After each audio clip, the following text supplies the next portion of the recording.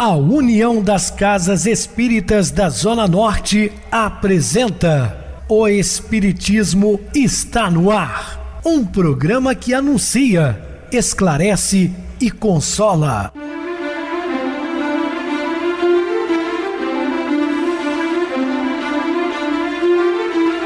Não se turve vosso coração. Credes em Deus, credes também em mim. Na casa de meu pai há muitas moradas. Se assim não fora, eu vou-los teria dito, pois vou preparar-vos lugar. O Espiritismo está no ar. Sintonize esta frequência. Pare, pense na vida, faça perguntas. Uma ótima noite para você, hoje dia 29 de novembro de 2023, quarta-feira. Muito obrigado pelo carinho, pela audiência. Rádio Clube FM, sua voz é a nossa voz. Estamos no ar de segunda a sexta desde 2014 pela emissora, depois também passamos a transmitir o programa via YouTube. O canal é Viver _ Melhor. Se inscreva, deixa seu like, sua opinião é sempre importante para nós. Recebo carinhosamente meu querido amigo, expositor espírita Guaraci Silveira. Uma boa noite, seja muito bem-vindo. Boa noite, amigos aqui do programa Espiritismo está no ar. Boa noite, Pedrosa. É isso, né? Mais um programa para os nossos conhecimentos, para que ampliemos cada vez mais a nossa vontade de seguir com Jesus. Meus queridos, vamos estudar uma nova sociedade. Dúvidas? Entre em contato conosco, ligando para a Clube FM, 0 operadora 32 3211 5697. Quer falar comigo? Utilize a TIM 988012675, WhatsApp 999387699 e o e-mail, o espiritismo está no ar, @hotmail.com. Interajam conosco, façam perguntas, tirem dúvidas. Podem dar sugestões ao programa, estamos à disposição dos ouvintes. Vamos agora para aquele momento muito especial que é o nosso momento de oração. Sintonize esta frequência. O Espiritismo está no ar. Momento de oração. E assim, Jesus, a cada dia, a cada experiência, a cada informação sadia, cristã, nós vamos entendendo um pouquinho mais do vosso trabalho no mundo. Trabalho este que precisa ser entendido por todos e buscado por todos. Nós temos as nossas lidas diárias, naturais, que fazem parte das nossas vidas. Mas é preciso buscar agora esse trabalho convosco. O que eu posso fazer para que o mundo seja melhor a partir de mim? O que eu posso fazer para me tornar um discípulo do vosso Evangelho? Então essas perguntas devem ser feitas por todos. Porque no momento em que nós andarmos com o Senhor, nós não andaremos mais em trevas, como o Senhor disse. Há tanta dor, tanta enfermidade, tanto problema, porque nós estamos afastados do vosso amor. Se soubéssemos o quanto isso é importante para nós, nós já estaríamos buscando, porque aquele que anda com o Senhor não anda em trevas. O Senhor mesmo nos afirmou isso. Aquele que me conhece não conhece a morte. Que possamos, Jesus, buscar esses entendimentos e partirmos para este encontro feliz, para todo sempre.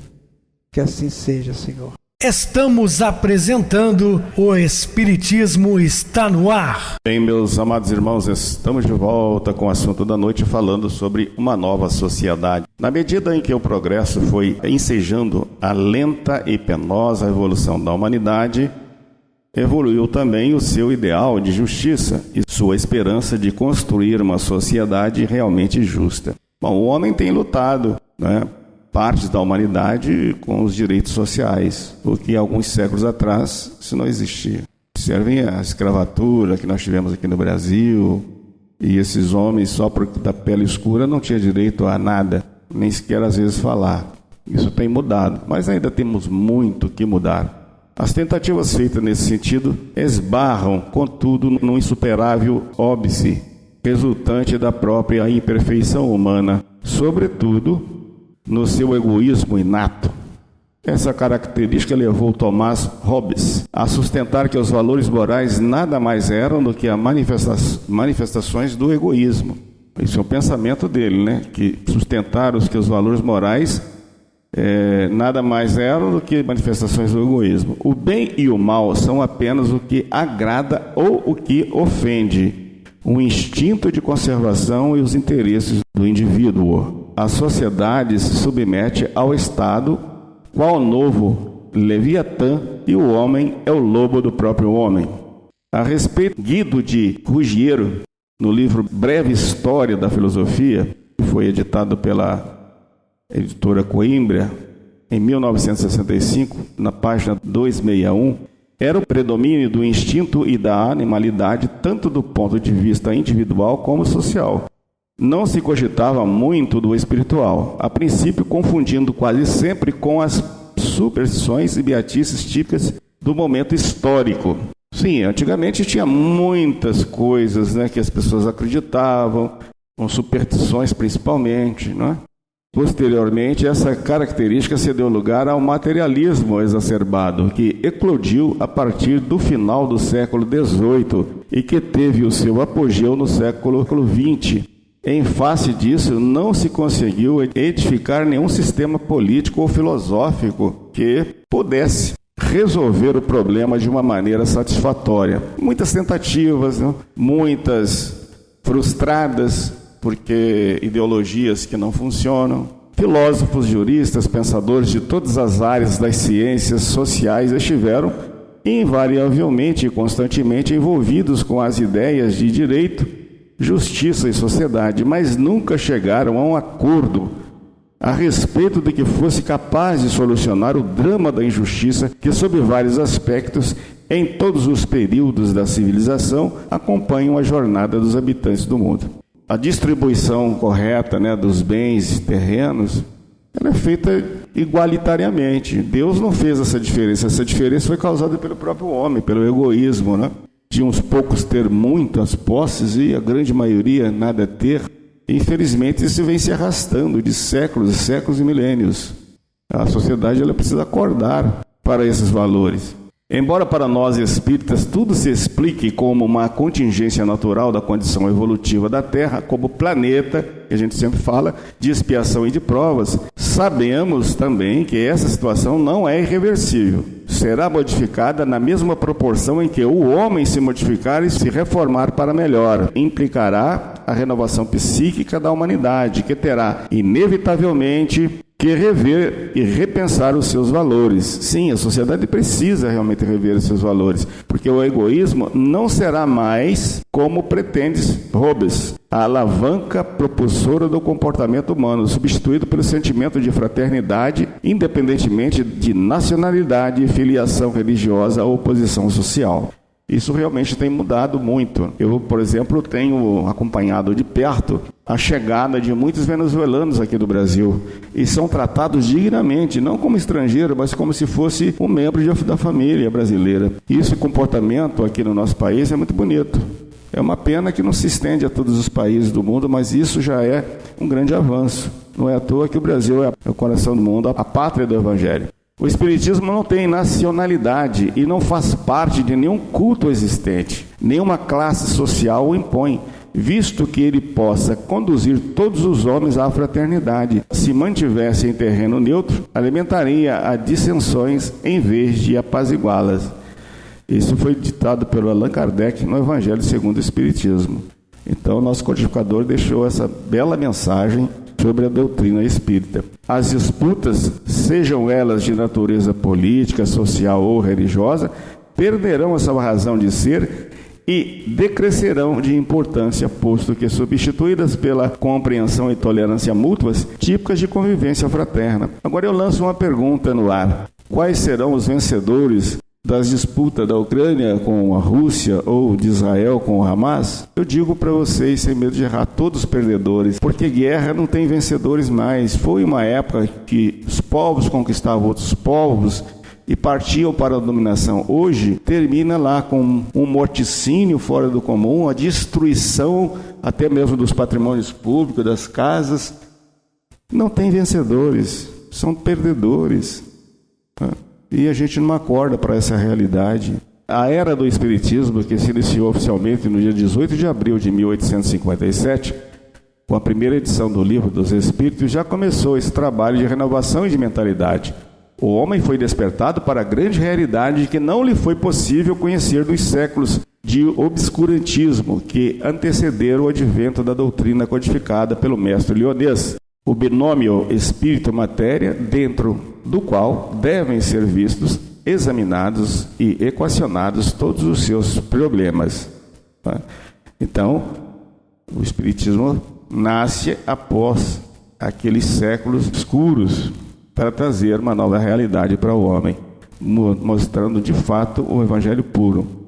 O problema de uma sociedade justa não foge a essa regra. Alguns espíritos mais esclarecidos, que aqui reencarnam antes e depois de Jesus, tiveram a intuição de tratá-lo sob essa ótica, mas não foram compreendidos e acabaram rejeitados por seus contemporâneos. A exemplo do que aconteceu com Sócrates, uma das grandes vítimas da nossa indigência espiritual. Sim, covardemente, né?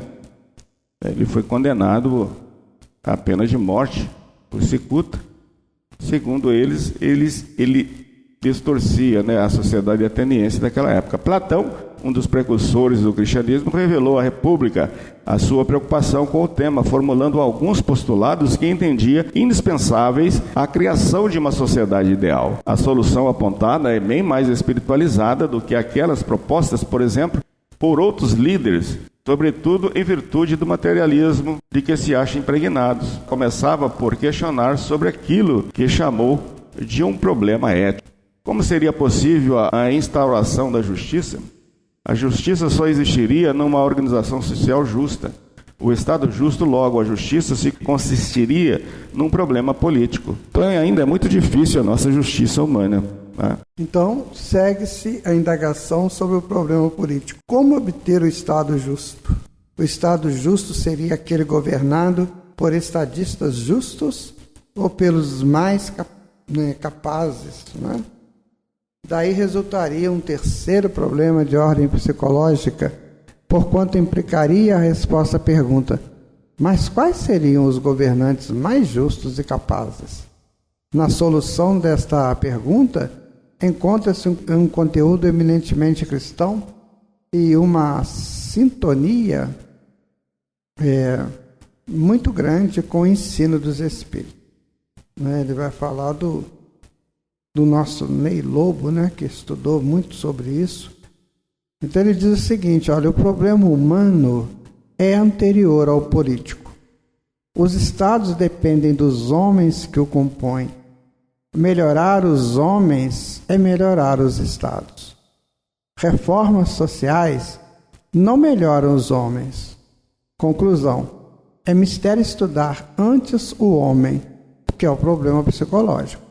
Os homens se classificam em 3 classes principais: os produtores, nos quais predomina a alma concupiscente de apetites, impulsos e instintos; os militantes, denominados pela alma irracível de coragem, entusiasmo e emoção; e os guardiões, sábios ou reis filósofos, que se afirmam pela razão, a meditação e o desprendimento pelos bens materiais e o desejo de saber. A função dos homens do primeiro tipo é a produção, do segundo tipo é a proteção, e a função das do terceiro é o governo. Conclusão: a justiça só pode ser conseguida se o Estado for dirigido pelos sábios ou reis filósofos. Pois é, a principal forma de governo, a gente vai buscar na colônia espiritual Nosso Lar, que o André Luiz descerrou para nós, as portas do Nosso Lar, e o Chico Xavier psicografou a obra Nosso Lar. Então lá a gente observa que tem um regime político. Tem um governador, tem 12 ministros. Então tem um regime político. Mas o que André Luiz fala, o regime que impera ali é o regime da meritocracia. Então, se você chegou a um nível de conhecimento intelectual e moral, né, adequado, que você possa contribuir na harmonia do todo, aí a pessoa é convidada, né, ela é eleita por uma aclamação, né, como sendo aquele que vai ocupar aquele posto. Mas, para vocês terem uma ideia, o próprio André Luiz diz que às 6 horas da tarde, que esses 12 ministros se reúnem para orar junto com o governador a prece da tarde. Ou seja, eles governam totalmente ligados ao Senhor Deus e a Jesus. Então, este é o melhor sistema de política, porque o interesse, o objetivo é só esse, de ser um partícipe do bem para o bem comum. Agora, se a pessoa não está muito preocupada com isso, está mais preocupado com o bolso dele, ou com os interesses pessoais dele, aí fica difícil. Ele assume um posto e depois ele vai ter que responder, né, nas leis de Deus por tudo aquilo que ele fez.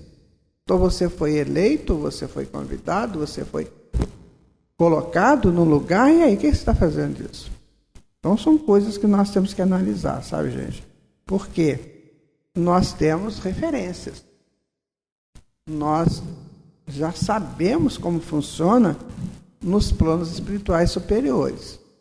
E o Senhor Jesus, segundo também Emmanuel, ele dirige com 72 ministros o planeta. Então ele é o governador do planeta, mas tem ministros que trabalham com ele. Então tem um regime político, sim. Mas são pessoas de alta capacidade intelectual e moral, que vai coincidir com o amor, né, que é a lei suprema do universo. Então, preciso pensar nessas coisas para a gente começar a imaginar um outro futuro para a Terra e para nós. A educação é uma das metas principais do Espiritismo. Seria um instrumento básico para a formação do estadista justo ou do rei filósofo. Isso por isso que a doutrina espírita ensina essas coisas para a gente. A doutrina espírita, ela assim, você tem os filósofos, e são importantes, né, muitos deles, mas eles estavam falando para o mundo físico só. Então eles traziam informações que tentavam ajustar o homem à sua vida aqui no plano físico. Eles não falavam do depois do desencarne deste homem. Ou então por que valeria a pena ele ser justo, sendo que tinha um injusto que às vezes tinha muito mais do que ele. Então isso fez confusão nas pessoas. Então eu sou justo, faço tudo certo, e às vezes aquele que é injusto, que é corrupto, tem muito mais do que eu, vive uma vida mais abastada do que a minha. Então o problema da filosofia está nisso, a não ser Platão, que já começou a falar sobre o mundo das ideias, né? Que é um mundo diferente do nosso, que de onde promanam todas as ideias do mundo. Então, aí ele começou uma abertura para o plano espiritual. Então, nós vivemos no plano físico, mas existem mais 6 dimensões espirituais na Terra. E todo mundo precisa saber disso. Após 20 anos de educação, desde o nascimento e a cargo do Estado, todos são submetidos a provas. Os reprovados vão para a produção. Os aprovados continuam a educação. Após um segundo estágio de 10 anos, os reprovados vão para a proteção, como os militares, e os aprovados continuam. E após um terceiro estágio de 5 anos, no qual aprenderão a doutrina das ideias, passarão ao 4º estágio de 15 anos de prática em contato com o mundo real, e ao fim do qual, já com 50 anos de idade, são considerados aptos para governar.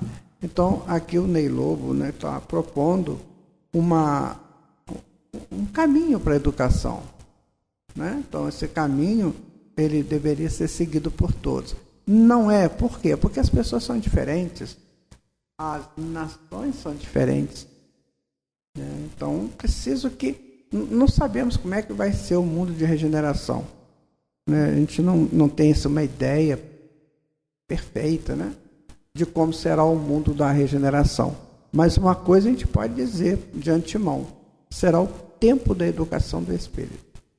O Espírito vai se conhecer, vai se programar para fazer tudo que ele tem que fazer. Então não vamos viver mais, a pessoa reencarna e passa aí um tempo na escola, muitas vezes obrigado, muitas vezes arrastando ali, e depois vai para o mercado sem uma preparação ética, moral, e aí pode ser que se perca nesse conjunto de coisas, nessa loucura de cumprir metas, aí pode ser que ele se perca aí. Agora, se ele tiver uma educação de berço, aquela educação formalizada na família, e o Estado também contribuindo, nós vamos formar sociedades justas, com toda certeza, que serão as sociedades do nosso futuro, Conquanto não se possa negar o caráter idealístico ou utópico do Estado platônico, ele contém verdades que mais tarde vieram a ser confirmadas pelos Espíritos na parte terceira do Livro dos Espíritos. Então, Platão fez essas propostas de uma educação, de um mundo justo, E será que a gente está pensando em cumprir tudo isso? Agora depende de cada um de nós, O que eu quero para mim, o que eu quero para o meu país, o que eu quero para a sociedade como um todo. Não é isso, amigo Pedrosa? Exatamente, Guaraci. No programa de amanhã nós vamos falar sobre uma nova sociedade, número 2. Vamos agora para o intervalo musical, a seguir a nossa oração final. A parede manchada.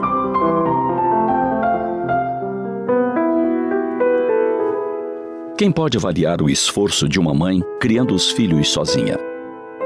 Seja por viuvez, separação do casal ou abandono puro e simples, ela está só. Precisa trabalhar para prover o sustento e tudo que se faça necessário no lar. Ao mesmo tempo, não pode desconsiderar a necessidade de sua presença junto aos pequenos, dar-lhes afeto, atenção. As tarefas e trabalhos da escola precisam ser acompanhados, orientados. Auxílio em alguma lição que não foi bem aprendida. Enfim. Um dia de 24 horas parece diminuto para tudo que se faz indispensável. É preciso estar um passo à frente, pensando no amanhã, dia em que vencem os boletos. E a necessidade de um calçado novo, uma blusa para o uniforme, um vestido para a apresentação musical da próxima semana. Os dias transcorrem numa verdadeira maratona. Por vezes, o cansaço parece dominar as forças. E não há, ao lado, um ombro com quem possa dividir as preocupações, desabafar seus temores e angústias. Ela é o sustentáculo para todos no lar. Não pode titubear, não pode esmorecer. Os filhos dependem dela e do seu aporte moral. E que dizer das noites marcadas pela ausência de um afeto que a possa envolver em seus braços e dizer: não se preocupe, resolveremos juntos. Amo você, você é nossa fortaleza, prossigamos. Por isso, naquele domingo, ao despertar, Alice levou um grande susto. Na parede branca à sua frente, pintada, há poucas semanas, estava desenhado um enorme e trêmulo coração vermelho. O que é isso? Teve vontade de gritar. Lembrou quanto custara a tinta para pintar a casa toda. Pensou em quanto custaria adquirir mais uma lata para renovar a pintura daquela parede. Então, ela viu seu menininho de apenas 3 anos com o pincel atômico na mão. Voltou-se para ela e, sorridente, perguntou: gostou, mamãe? As manas me disseram que você ia adolar. De repente, como num flash, ela se deu conta. Era Dia das Mães. Nesse mês, pelo acúmulo de contas a pagar, ela deixara de dar a mesada para as suas 2 adolescentes. Sabia que todo ano, com aqueles poucos reais, elas combinavam e compravam um mimo para ela, para esse dia. Como não tivessem nada para dar à mãe, pediram ao maninho que lhe fizesse a surpresa. Imaginaram que seria um belo presente para o seu coração de mãe, símbolo da gratidão de seus filhos. Então, ela agradeceu por não ter gritado, por não ter reclamado. A parede era um imenso vermelhão. Que importava? Seus filhos estavam lhe dizendo que a amavam, que reconheciam seus sacrifícios, seu esforço. Abraçou as 2 adolescentes que adentraram no quarto e o pequerrucho, respondendo com suprema alegria: "É claro que eu adorei." A parede continuaria manchada por sabe-se lá quanto tempo. Mas para ter aqueles filhos por perto, valia a pena. E ela encararia todos os esforços necessários, faria tudo de novo e de novo. Ela, Deus, o amor por seus filhos, sua fé.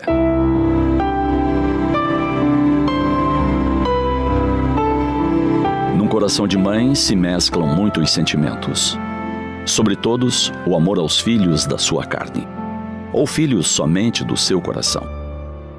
Trata-se de especialização, mestrado e doutorado na matéria amor.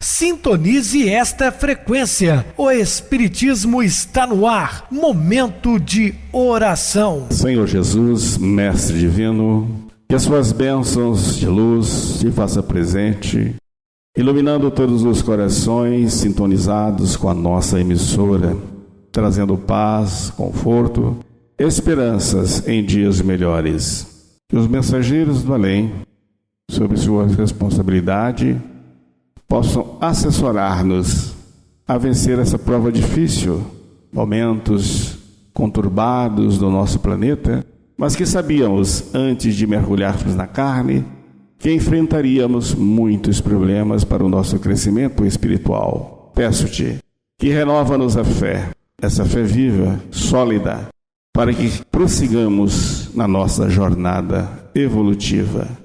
Muita paz a todos e que o Mestre nos abençoe. Meu querido irmão Guaraci, suas despedidas. Fico o meu abraço a todos vocês. Uma boa noite. Que o Senhor Jesus esteja em seus corações, animando-os sempre. Boa noite, Pedrosa. Boa noite, Guaraci. Muito obrigado pelo apoio aqui no programa. Boa noite também a todos os amados irmãos ouvintes do YouTube, internautas do Brasil e do exterior, nossos irmãos da Zona Norte e de Juiz de Fora que nos acompanham com a rádio local 87,9 Rádio Clube FM. Continue ligados ouvindo a nossa próxima atração, o programa Batidão com o DJ Tico, a seguir na voz de Ailton Moreno, Encontro Central. Boa noite a todos e até amanhã, se Deus quiser.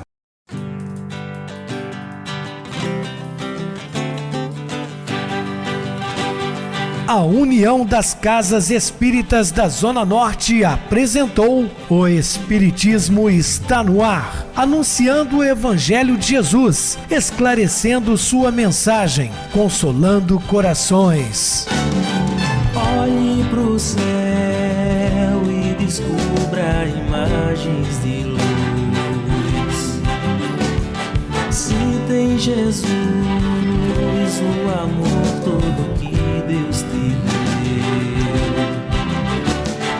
Pense no bem, no melhor em que pode fazer. Seja o que for, também vai receber. De coração, ajude o irmão, a caridade é o caminho do amor. Faça ainda que possa sofrer, pois bênçãos de Deus há de ter. Ame, perdoe e viva melhor a natureza, o céu e o mar. Veja o encanto que a vida nos dá. a chance eterna que temos para amar, para amar. Olhe pro céu e descubra imagens e luz.